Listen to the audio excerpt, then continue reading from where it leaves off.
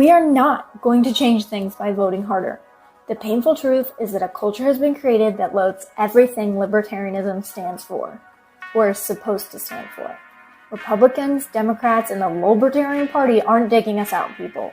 We've got to dig ourselves out, and our children out.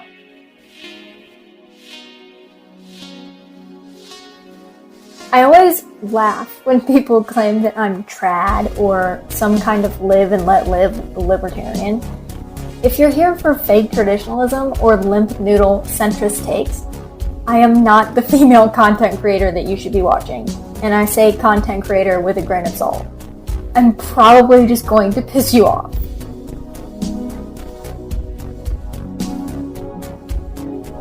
I don't care who you are. Never apologize to the mob. Never confess a sin in a religion that does not offer absolution. Trust me, I understand why people feel hopeless. I understand what it's like to scroll through social media or to speak to people in real life who don't seem to get it. You think, there's no other like-minded people out there. The world is crazy. There's nothing I can do about it. I'm telling you that isn't true. Since I started speaking out around 5 years ago, I've received thousands of messages and emails, and I'm just one person. There are people out there feeling exactly what you are. You're not alone, and we are going to change things, and we are going to do that together.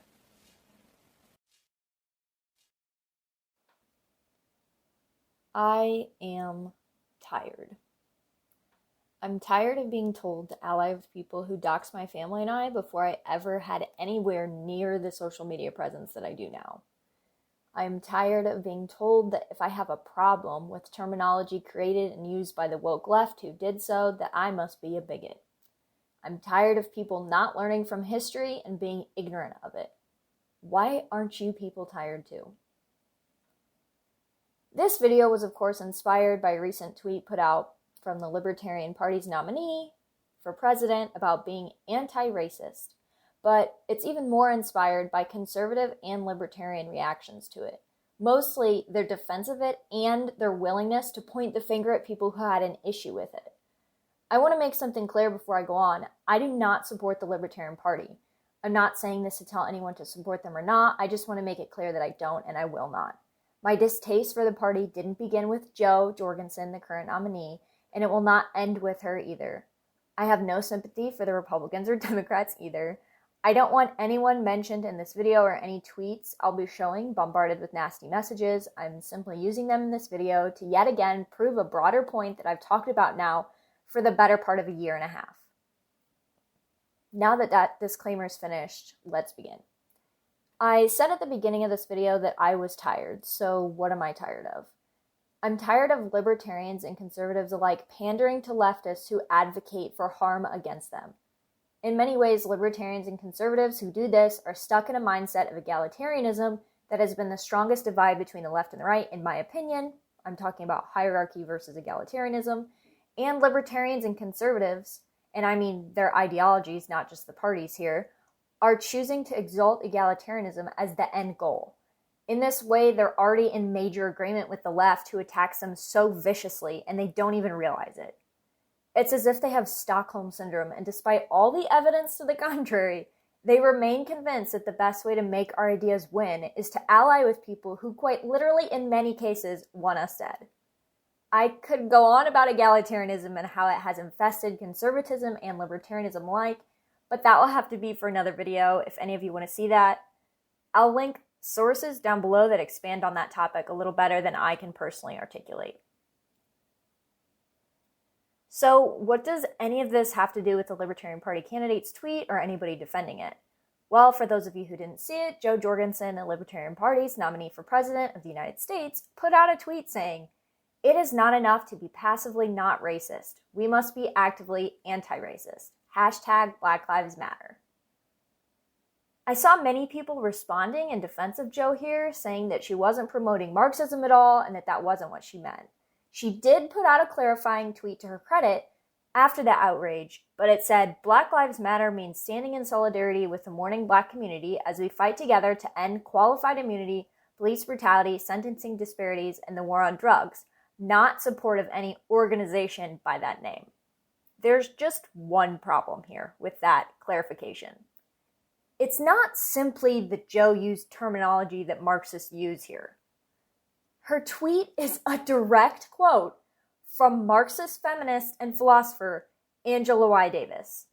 Is it possible that Jo had no idea that that phrase has been going around social media in the wake of the BLM movement was from a Marxist? Sure. But that's almost worse than her knowing and tweeting it.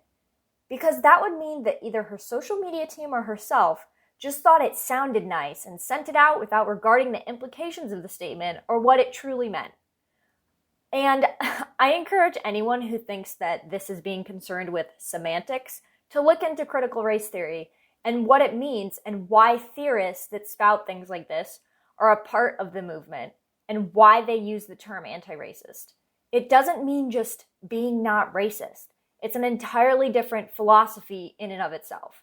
I'll again provide a couple links on this down below. Please educate yourself. And I mean that in a loving way here. To be ignorant of any ideology that you disagree with or to simply agree with someone without looking into what they actually mean by what they say is asinine. As I'm sure most of you know, the main organizers of the Black Lives Matter organization have openly said that they are trained Marxists. Criticism is helpful. I also think that it might I think of a lot of things. The first thing I think is that we actually do have an ideological frame. Myself and Alicia in particular are trained organizers. We are trained Marxists. Jo has attended their events, well, at least one event, back in June, and now she's tweeted out a Marxist quote from a Black feminist and philosopher. But supposedly that doesn't mean she agrees with them. Okay, fine. But you're a presidential candidate. I implore you to do research about what you're actually potentially encouraging people to do. And to the listeners of this video, I encourage you all to look into what this anti-racism rhetoric truly means. Because if you have no issues with that tweet, or with libertarians and conservatives sharing it, then you haven't looked into it. So now that I've addressed the tweet itself, on to the responses. Hannah Cox, a conservative who's pro-capitalist and for limited government, tweeted out her support of Jo's tweet saying that libertarian outrage over a simple anti-racist statement is why I have a hard time associating with the movement. If you believe in individual liberty, you should be at the front lines of defeating racial bias at the hands of government. Again, please look into what you're actually supporting here. I've been told that Hannah runs a criminal justice reform group. It's just too bad that won't save her from being called a racist from the people that she says there's no problem pandering to. Someone responded to Hannah saying, "It's echoing language from those who wish to empower the government against the individual. The problem is the government, but when people talk of anti-racism, they're talking about punishing individuals." And Hannah responded, "The vast majority are not, and to conflate the entire anti-racist Black Lives Matter movement with one organization writes off a whole segment of people who might align with you on other subjects." Hannah, I'm sorry, but you're absolutely wrong. I hope that you don't have to find out the hard way that building coalitions with people who advocate for things like this always ends in your demise. I know that Hannah has spoken out against cancel culture in certain articles of hers, and kudos to her for that.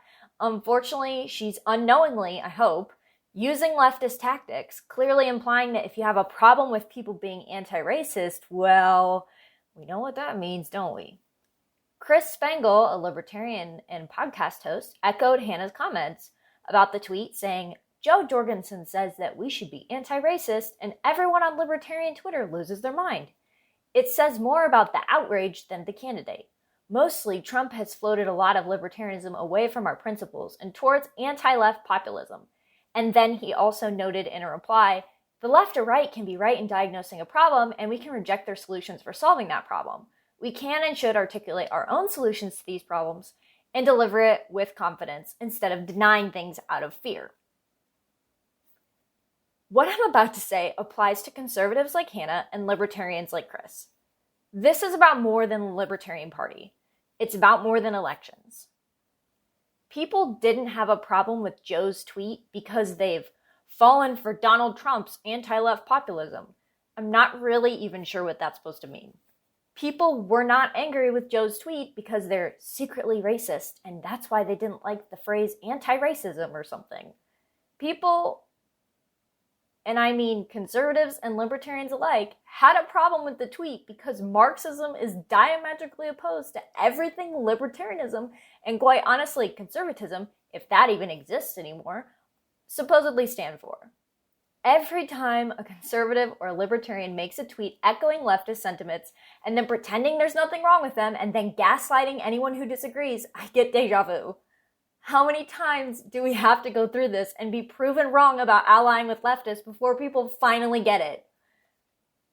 Libertarianism has nothing to do with leftist social preferences.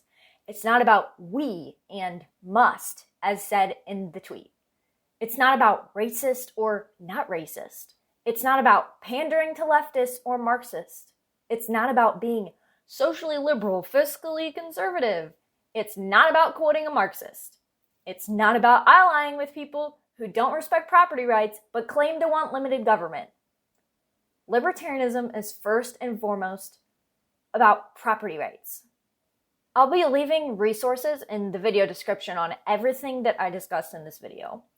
I urge everyone listening to please educate yourself, and I mean that sincerely. I'm not saying this because I'm being uppity or trying to be a know-it-all. I said everything in this video because I was you, and I had to learn the hard way, and I don't want that for anyone else.